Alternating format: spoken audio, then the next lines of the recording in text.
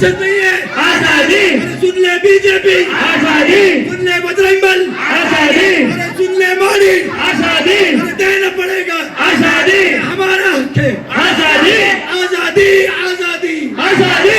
आजादी लेकर रहेंगे आजादी आजादी लेकर रहेंगे आजादी आजादी वक्त हमारा आजादी।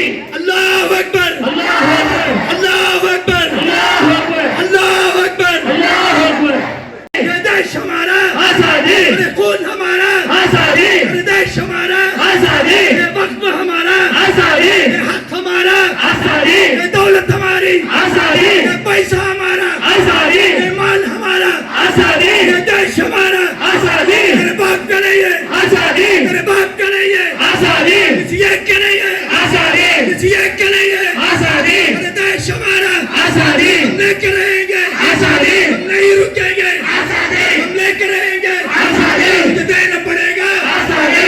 देना पड़ेगा आजादी। ये यतीमों का है आजादी। ये मस्जिदों का है आजादी। कब्रिस्तानों का है आजादी। ये मदरसों का है आजादी। मेरे बाप का नहीं है आजादी। मेरे बाप का नहीं है आजादी। मेरे देश के लिए आजादी। हमें लड़ा जंग लो आजादी। हमें लड़ा जंग लो आजादी। सुन ले मोदी आजादी। सुन ले मोदी आजादी। तेरे बाप का नहीं है आजादी। हम सब का है आजादी। लेकर रहेंगे आजादी। ये वक्त हमारा உண்மையாக கண்டித்து ஆர்ப்பரித்த போராட்டம் கண்டிக்கிறோம் முஸ்லிம்களின் சொத்துக்களை அபகரிக்க திட்டமிட்டு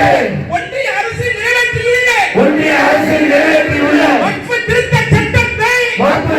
சட்டத்தை வன்மையாக கண்டிக்கிறோம்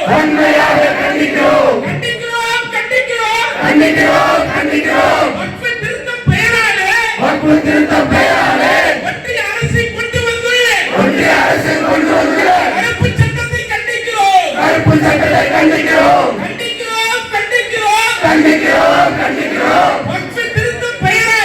வக்ஃப் திருத்தம் பெயராலே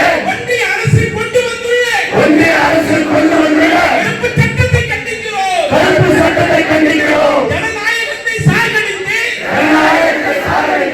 சர்வாதிகாரம் வளர்க்க பார்க்கும் ஜனநாயகத்தை சாகடித்து சர்வாதிகாரம் வளர்க்க பார்க்கும் பாஜகவின் கையகத்தனத்தை கண்டிக்கிறோம் நாங்கள் கண்டிக்கிறோம் அதானிக்காக விவசாய சட்டம் அம்பானிக்காக வக்ஃப் சட்டம் அதானிக்காக விவசாய சட்டம் அம்பானிக்காக வக்ஃப் சட்டம் கண்ணாடி மாளிகையை காப்பாற்ற கருப்பு சட்டத்தை நீ நிறைவேற்றினாயே நிறைவேற்றினாயே நிறைவேற்றினாயே பறி கொள்ளையை போல வக்ஃப் சட்டத்தை நீ நிறைவேற்றினாயே கற்பு சட்டத்தை நிறைவேற்றினாயே பறி கொள்ளையை போல வக்ஃப் சட்டத்தை நீ நிறைவேற்றினாயே கற்பு சட்டத்தை நிறைவேற்றினாயே நியாயம் தானா ஒன்றிய அரசே நியாயம் தானா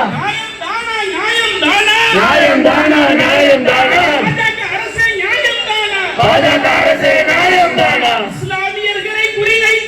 இஸ்லாமியர்களை குறிவைத்து தொடர்ந்து தாக்குதல் நடத்துவது நியாயம் தானா இஸ்லாமியர்களை குறிவைத்து தொடர்ந்து தாக்குதல் நடத்துவது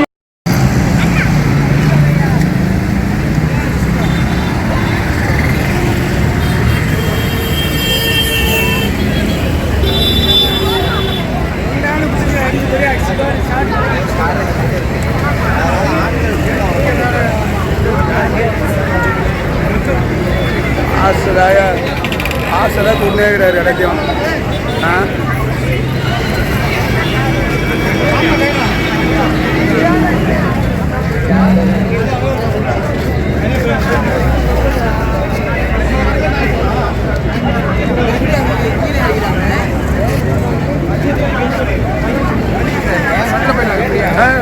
சும்மா அப்படி ஒரு கூட்டத்தை வெளியில் கொடுத்து எடுக்கலாம்.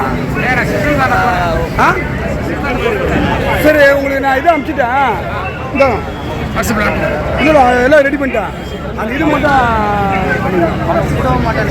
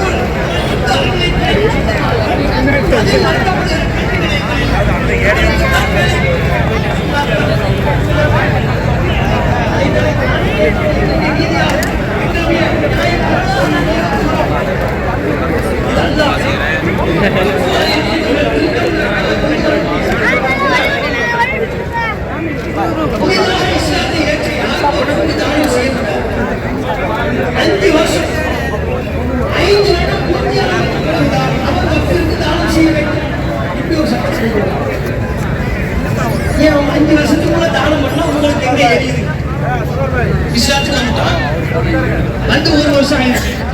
ஒரு வருஷத்துல வக்ஃபுக்கு தானம் பண்றாங்க. இந்த நிலத்தை வச்சுக்கங்க. உங்க 2 பேருக்கு எங்க எரியுது? இது உங்களுக்கு என்ன பிரச்சனை?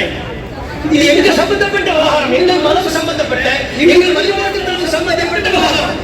அவன் 5 வருஷம் கழித்துதான் வக்ஃப் செய்ய வேண்டும் என்று சொல்வதற்கு நீங்க இல்லையா? அது 5 வருஷம் சாதாரண இஸ்லாத்தை நடைமுறைப்படுத்துகிற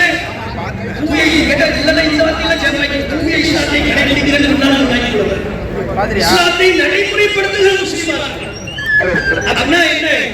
மோடி அரசாங்கத்தின் சார்பாக ஒரு குழு நியமிக்கப்படும்.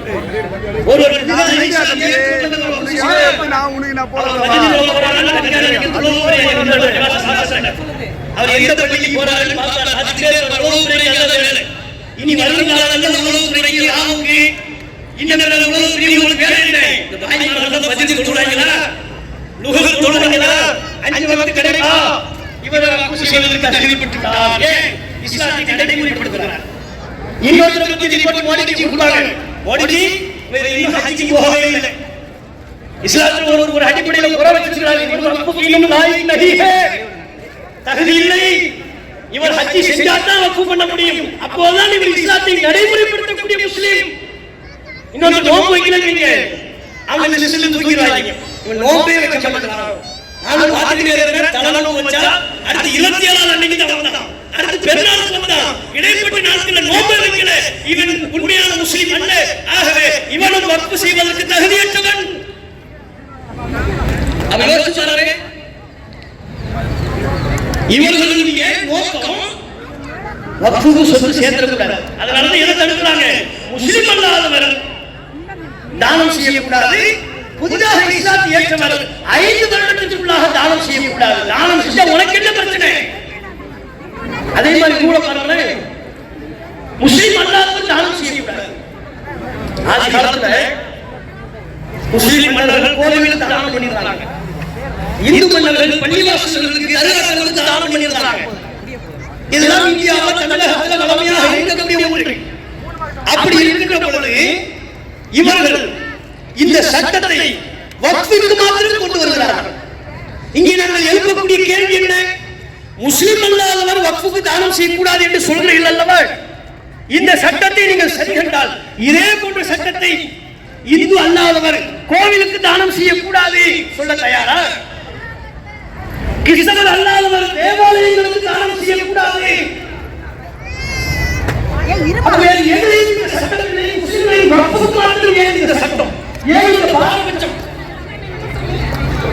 முஸ்லிம்கள் நசுக்க பார்க்கிறாங்க. இது சொத்து சம்பந்தப்பட்ட விவகாரம் மட்டுமல்ல. இதை வெறுமனே நம்ம பள்ளிவாசல்களோடு தொடர்புபடுத்தி விட்டு சென்று விட முடியாது. ஒரு விஷயத்தை நாங்க தெளிவா சொல்லுவோம். சம்பல்ல ஒரு பள்ளிவாசல், அந்த பள்ளிவாசல் அளவெடுக்கணும்னு உள்ள வந்தீங்க, அபகரிக்க பார்த்தீங்க. அந்த பள்ளிவாசலை பாதுகாப்பதற்கு 4-5 பேர் உயிரை கொடுத்தார்கள். ஒரு பள்ளிவாசலை பாதுகாக்க. இன்று நீங்கள் வக்ஃபு சட்டத்தின் மூலம் 1000 பள்ளிவாசலை எங்க வந்து நீங்க ஆட்டமும் சேட்டையை காட்டுற? நீங்கள் எல்லாம் அப்படி 4 பேர் அங்க செத்து போயிட்டான் பாடியை காட்டா நாங்க பயந்துருவோம் நினைச்சியா? நீ காட்டுற பூச்சாண்டிக்கு பயப்படக்கூடிய கூட்டம் இது அல்ல.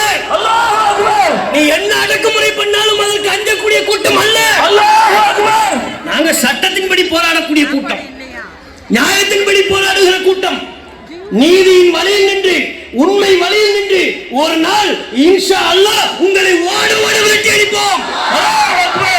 அந்த நாள் மிக விரைவில் சீக்கிரமான. இந்த வழக்கு இறுதியா? உச்சநீதிமன்றத்தில் வழக்குல இருக்கு. 16ஆம் தேதி வழக்குக்கு வரும். உண்மையிலே இந்த நேரத்தில் பலருக்கும் நாம நன்றி சொல்ல கடமைப்பட்டிருக்கிறோம். இந்த வக்ஃபு சட்டத்தை எதிர்த்து பார்லிமெண்ட்ல உளப்பூர்வமா நிறைய பேர் குரல் கொடுத்தாங்க. அவர்கள் அத்தனை பேருக்கும் நாம் நன்றி செலுத்த கடமைப்பட்டிருக்கிறோம். அதுபோல் தமிழகம் எங்கும் பல்வேறு கட்சிகள் கருத்து வேறுபாடுகளை கலைந்து ஆர்ப்பாட்டங்களிலே, ஜனநாயக போராட்டங்களிலே ஈடுபட்டார்கள். நன்றி செலுத்துகிறோம். உச்சநீதிமன்றம் வரையிலையும் வழக்கிற்கு சென்றிருக்கிறார்கள். 16ஆம் தேதி வழக்கு வரும். இப்ப நமக்குள்ள ஒரே கவலை என்ன தெரியுமா? பாபர் மஸ்ஜிதுக்கு சொன்ன மாதிரி நான் தீர்ப்ப கடவுள்கிட்ட கேட்டேன். இங்கிருந்து ஒரு கவர்னர் மாளிகையுடைய முற்றுகை போராட்டம் கவர்னர் மாளிகை அருகில் தான். அல்லாஹு அக்பர். போராட்டம் முஸ்லிம்களின் போராட்டம். ஒன்றிய அரசை கண்டித்து முற்றுகை செய்யும் போராட்டம். நீ அடக்க நினைத்தால் நாங்கள் அடங்க மறுப்போம். உன் திருட்டுத்தனத்தை நாங்கள் கலைந்திட மாட்டோம். இனி கலங்கவும் மாட்டோம். இனி ஒவ்வொரு நாளும் உன் உறக்கங்களையும் ஆசாதி ஆசாதி. இனி நாடே கேட்கும். வக்ஃபை மீட்கும் வரைக்கும் எங்கள் போராட்டம் தொடரும். உன் ஆணவ ஆட்சி அது விரைவில் அழியும். அல்லாஹு அக்பர். அல்லாஹு அக்பர். போராட்டம், முற்றுகை செய்யும் போராட்டம். ஏழை மக்களின் நலன் காக்க, ஏழை மக்களின் நலன் காக்க, ஏழை மக்களின் நலன் காக்க, ஏழை மக்களின் நலன் காக்க. முஸ்லிம் முன்னோர்கள் வாரி கொடுத்த, முஸ்லிம் முன்னோர்கள் வாரி பாஜகவின் கைமத்தனத்தை, பாஜகவின் கைபதனத்தை, பாஜகவின் கைமத்தனத்தை, பாஜகவின் கைபதனத்தை கண்டிக்கிறோம், கண்டிக்கிறோம், கண்டிக்கிறோம், கண்டிக்கிறோம், கண்டிக்கிறோம், கண்டிக்கிறோம், கண்டிக்கிறோம், கண்டிக்கிறோம். அதானிக்காக விவசாய சட்டம், அதானிக்காக விவசாய சட்டம், அம்பானிக்காக வக்ஃபு சட்டம், அம்பானிக்காக வக்ஃபு சட்டம், பின்னாடி மாளிகை காப்பாற்ற. யாரடா நீ யாரடா? யாரடா நீ யாரடா? எங்கள் முன்னோர் வாரி கொடுத்த வக்ஃபு சொத்தை நிர்வகிக்க, வக்ஃபு சொத்தை நிர்வகிக்க திருட்டு கும்பலே நீ யாரடா? வக்ஃபு வாரிய நிர்வாகத்தில் உன் கை வரிசை பலிக்காது. எங்கள் சொத்தை சுருட்ட நினைத்தால், எங்கள் சொத்தை சுருட்ட நினைத்தால் வந்து கொண்டிருக்கிறார்கள். வந்திருக்கக்கூடிய சகோதர சகோதரிகளுக்கு தொண்டரணியினர் தகுந்த ஏற்பாடுகளையும் அந்த போராட்டத்தில் அவர்கள் பங்கு பெறக்கூடிய அந்த வாய்ப்பினையும் வந்திருக்கக்கூடியவர்கள் பேனர் வச்சிருக்கீங்க. நோட்டீஸ் உங்களுக்கு கொடுக்கப்பட்டிருக்கும். நம்முடைய ஜமாத்தி கொடிகள் கொடுக்கப்பட்டிருக்கும். அதையெல்லாம் கையில் வைத்துக் கொள்ளுங்கள்.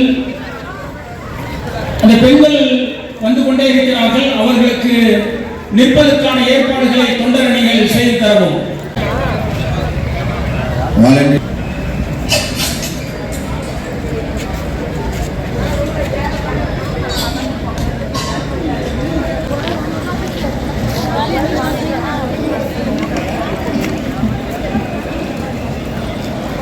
பெற வேண்டும் என்பதை வலியுறுத்தி மாபெரும் கவர்னர் மாளிகை முற்றுகை போராட்டத்தை தமிழ்நாடு தௌஹீத் ஜமாத் சார்பாக செய்து இந்த போராட்டத்திலே பங்கு பெறுவதற்காக ஆயிரக்கணக்கான முஸ்லிம்கள் இப்பொழுது அணிவகுத்து வந்து கொண்டே இருக்கின்றார்கள்.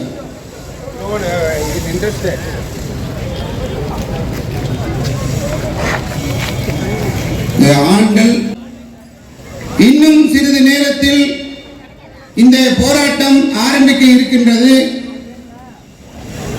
முஸ்லிம்களுக்கான வக்ஃபு சொத்தில் முஸ்லிம்கள் அல்லாதோர் எதற்காக முஸ்லிம்களை வஞ்சிப்பதற்காகவா என்ற கோரிக்கையை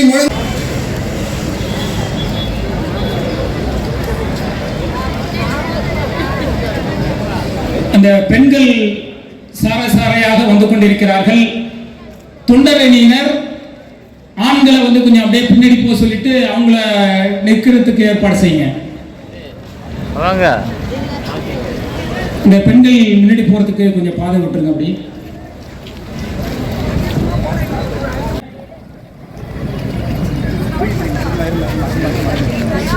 கொஞ்சம் ரொம்ப வெயில் நேரம் ரொம்ப புழுக்கமாக இருப்பதால் ஆளக்கூடிய ஒன்றிய மைனாரிட்டி பிஜேபி அரசாங்கம் இஸ்லாமியர்களின் சொத்துக்களை அபகரிக்கக்கூடிய நோக்கத்தோடு வகுப்பு திருத்த சட்டத்தை கொண்டு வந்திருக்கிறார்கள்.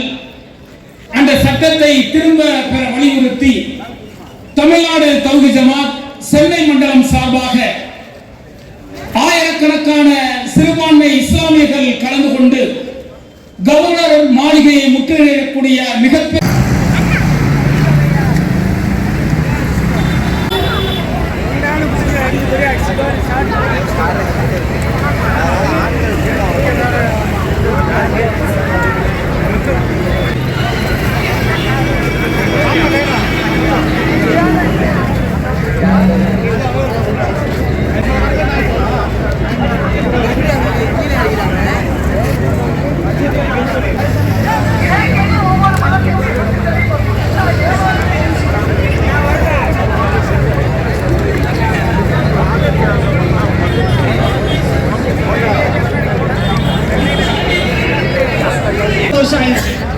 ஒரு வருஷத்துல வக்ஃபுக்கு தானம் பண்றாங்க. நீங்க அந்த நிலத்தை வச்சுக்கங்க. உங்க ரெண்டு பேருக்கு எங்க எரியுது? இது உங்களுக்கு என்ன பிரச்சனை? இது எங்க சம்பந்தப்பட்ட விவகாரம், எங்கள் மதம் சம்பந்தப்பட்ட, எங்கள் வழிபாட்டுக்கு சம்பந்தப்பட்ட விவகாரம். ஆனா 5 வருஷம் கழித்துதான் வக்ஃப் செய்ய வேண்டும் என்று சொல்வதற்கு நீங்க இல்லையா?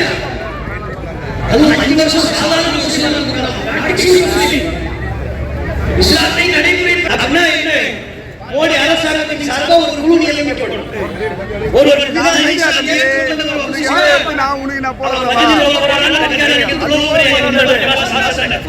அவர் எந்த பள்ளிக்கு போறாரு இனி வரும் காலங்களில் உளவுத்துறைக்கு ராமுக்கு இவர் செய்வதற்கு தகுதிப்பட்டுவிட்டார். இஸ்லாத்தை நடைமுறைப்படுத்துகிறார். இன்னொரு பத்தி ரிப்போர்ட் மோடிஜி கொடுத்தாங்க. மோடிஜி இன்னும் ஹஜ்ஜுக்கு போகவே இல்லை. இஸ்லாத்தில் ஒரு அடிப்படையில் குறை வச்சிருக்கிறார்கள். தகுதி இல்லை. இவர் ஹஜ்ஜி செஞ்சாதான் வக்ஃப் பண்ண முடியும். அப்போதான் இவர் இஸ்லாத்தை நடைமுறைப்படுத்தக்கூடிய முஸ்லீம். இன்னொரு நோம்பு வைக்கிறீங்க, அவங்க லிஸ்ட்ல தூக்கிடுவாங்க. இவன் நோம்பே வைக்க மாட்டான். நான் வாதிட்டவன். அவன் யோசிச்சு சொல்றாரு, இவர்களுடைய நோக்கம் வக்ஃபுக்கு சொத்து சேர்க்கக்கூடாது. அதனால தான் எதை தடுக்கிறாங்க? முஸ்லிம் அல்லாதவர் தானம் செய்யக்கூடாது.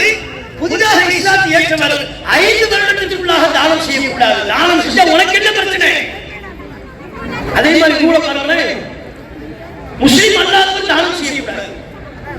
ஆதி காலத்துல முஸ்லிம் மன்னர்கள் கோவிலுக்கு தானம் பண்ணியிருந்தாங்க. இந்து மன்னர்கள் பள்ளிவாசல்களுக்கு அருகாசலுக்கு தானம் பண்ணியிருந்தாங்க. இதெல்லாம் இந்தியாவில் தமிழகத்தில் வளமையாக இருக்கக்கூடிய ஒன்று. அப்படி இருக்கிற பொழுது இவர்கள் இந்த சட்டத்தை வக்ஃபிற்கு மாத்திரம் கொண்டு வருகிறார்கள். இங்கே நாங்கள் எழுப்பக்கூடிய கேள்வி என்ன? முஸ்லிம் அல்லாதவர் வக்ஃப் சென்று விட முடியாது. ஒரு விஷயத்தை நாங்கள் தெளிவா சொல்லுவோம். சம்பல்ல ஒரு பள்ளிவாசல், அந்த பள்ளிவாசல் அளவெடுக்கணும்னு உள்ள வந்தீங்க, அபகரிக்க பார்த்தீங்க. அந்த பள்ளிவாசலை பாதுகாப்பதற்கு 4-5 பேர் உயிரை கொடுத்தார்கள். ஒரு பள்ளிவாசலை பாதுகாக்க. இன்று நீங்கள் வக்ஃப் சட்டத்தின் மூலம் 1000 பள்ளிவாசலை எங்க வந்து நீங்க ஆட்டமும் சேட்டையை காட்டுற? நீங்கள் எல்லாம் அப்படி 4 பேர் அங்க செத்து போயிட்டான், பாடியை காட்டு. நீதியின் வழியில் நின்று, உண்மை வழியில் நின்று ஒரு நாள் இன்ஷா அல்லாஹ் உங்களை ஓடு ஓடு வெட்டி அடிப்போம். அந்த நாள் மிக விரைவில் சீக்கிரமான. இந்த வழக்கு இறுதியா? உச்சநீதிமன்றத்தில் வழக்குல இருக்கு. 16ஆம் தேதி வழக்குக்கு வரும். உண்மையிலே இந்த நேரத்தில் பலருக்கும் நாம நன்றி சொல்ல கடமைப்பட்டிருக்கிறோம். இந்த வக்ஃப் சட்டத்தை எதிர்த்து பார்லிமெண்ட்ல உளப்பூர்வமா நிறைய பேர் குரல் கொடுத்தாங்க. அவர்கள் அத்தனை பேருக்கும் ஜனநாயக போராட்டங்களில் ஈடுபட்டார்கள். நன்றி செலுத்துகிறோம். உச்சநீதிமன்றம் வரையிலையும் வழக்கிற்கு சென்றிருக்கிறார்கள். 16ஆம் தேதி வழக்கு வருது. இப்ப நமக்குள்ள ஒரே கவலை என்ன தெரியுமா? பாபர் மஸ்ஜிதுக்கு சொன்ன மாதிரி நான் தீர்ப்ப கடவுள்கிட்ட கேட்டேன். இங்கிருந்து ஒரு அல்லாஹு